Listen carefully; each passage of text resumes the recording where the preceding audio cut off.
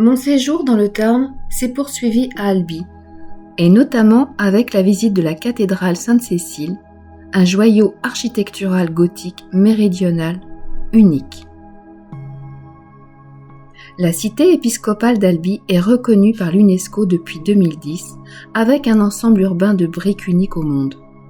Les deux monuments les plus imposants de la cité sont le palais épiscopal de la Berbie et la cathédrale Sainte-Cécile.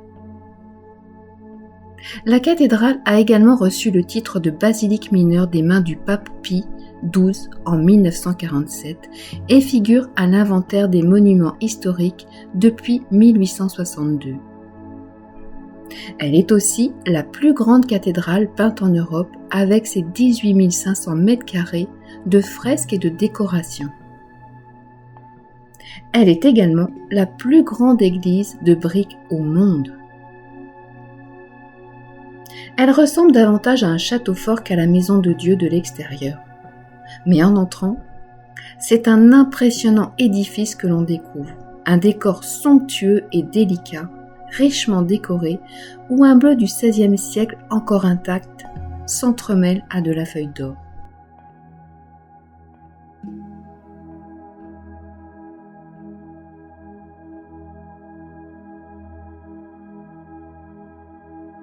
Au XIIIe siècle, Albi est au cœur de l'hérésie cathare. Lorsqu'en 1277, l'initiative est prise de construire la cathédrale. Le catharisme est alors en voie de résorption.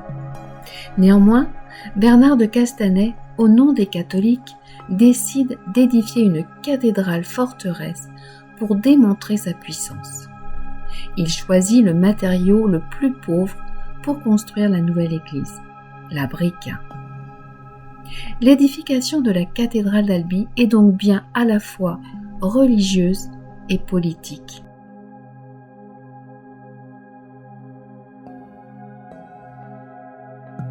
Elle est idéalement construite sur un promontoire rocheux qui surplombe la vallée du Tarn d'une trentaine de mètres. Le symbole tout-puissant de la forteresse de Dieu est donné aux fidèles et aux non-croyants. La première brique est posée le 15 août 1282 en contrebas de ce qui sera la chapelle axiale au chevet de la cathédrale, à l'est, comme pour toute construction religieuse à l'époque. Il faudra 100 ans pour construire la nef et les voûtes d'est en ouest.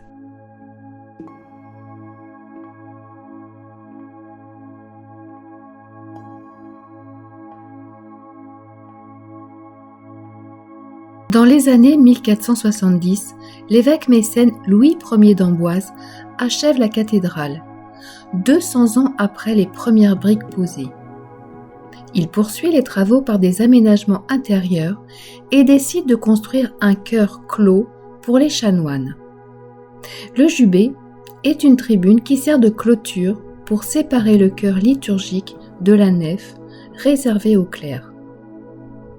Au XVIe siècle, une réforme liturgique impose que le chœur soit visible des fidèles, ce qui a provoqué la disparition de nombreux jubés. En France, seule une dizaine d'églises ou cathédrales ont conservé leur jubé. La nef, avec le Christ en croix se détachant sur les voûtes peintes, impressionne. De l'autre côté du jubé se trouve le somptueux chœur au style gothique flamboyant. Le chœur des chanoines se présente comme un véritable monument dans l'église.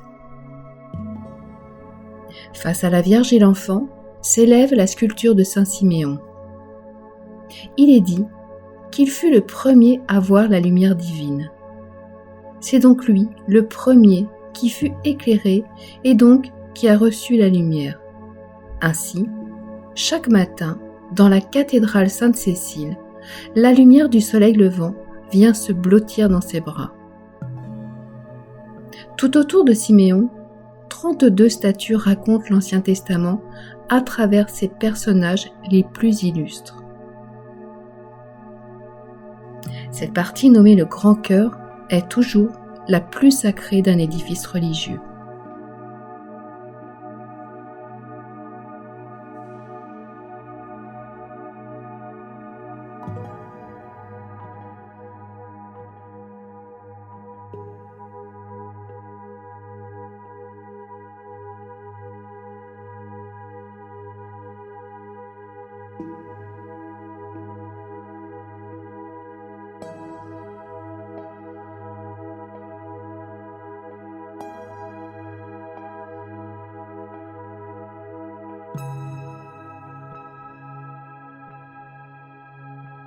Revenons maintenant sur les décors intérieurs qui ont été créés à la Renaissance sous l'impulsion de l'évêque Louis Ier d'Amboise, comme nous avons vu précédemment, et qui souhaitait faire découvrir Dieu à travers la beauté de l'art.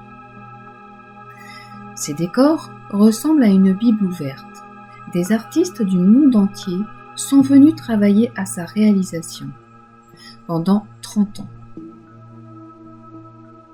L'orgue est l'un des plus grands classiques de France, construit en seulement 3 ans.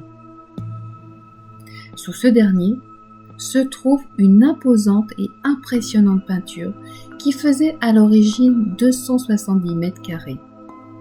Elle représente le jugement dernier avec le paradis et les anges à gauche, les enfers à droite. Le ciel, la terre et les enfers sont mis en scène sur plus de 200 mètres carrés de surface.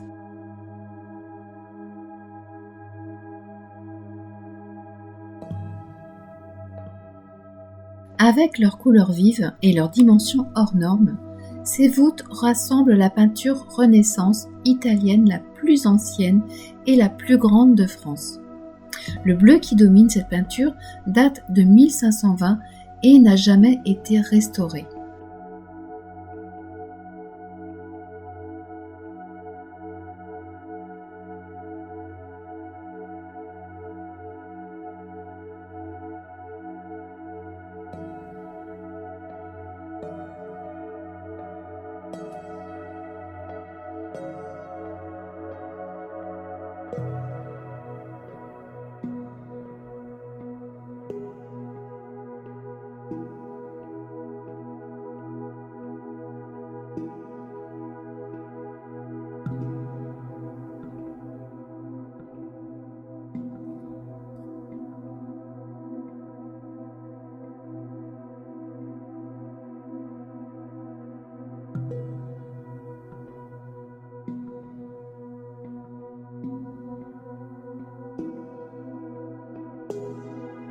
La cathédrale d'Albi, dédiée à Sainte-Cécile, possède une fidèle réplique de la statue bien connue de Maderno, datant de 1599.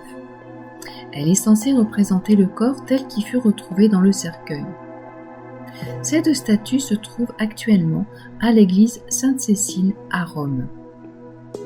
Cécile appartenait à une grande famille romaine et était chrétienne. Selon la tradition, elle fut fiancée à un jeune homme prénommé Valérien qu'elle convertit au christianisme. Ayant refusé d'honorer les divinités romaines, ils souffrirent tous deux le martyre aux alentours de l'an 220. La légende rapporte que Cécile fut plongée dans un bain bouillant et en sortit indemne. Le bourreau tenta de la décapiter à 3 reprises, mais, le coup mal tranché, elle agonisa pendant 3 jours.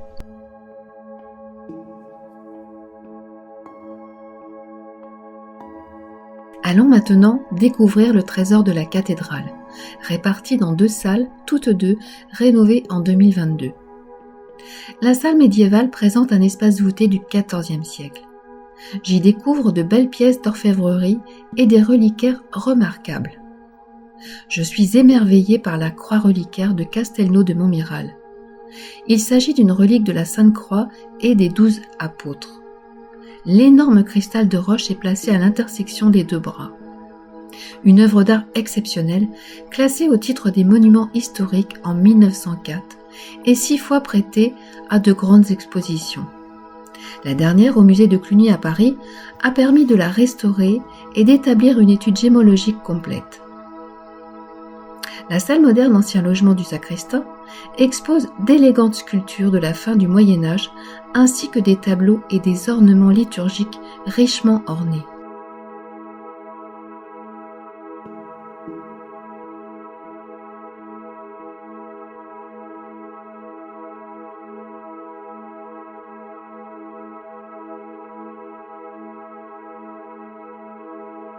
Pour le pèlerin, comme pour l'historien, ou encore juste le promeneur, Sainte-Cécile est une invitation à la contemplation.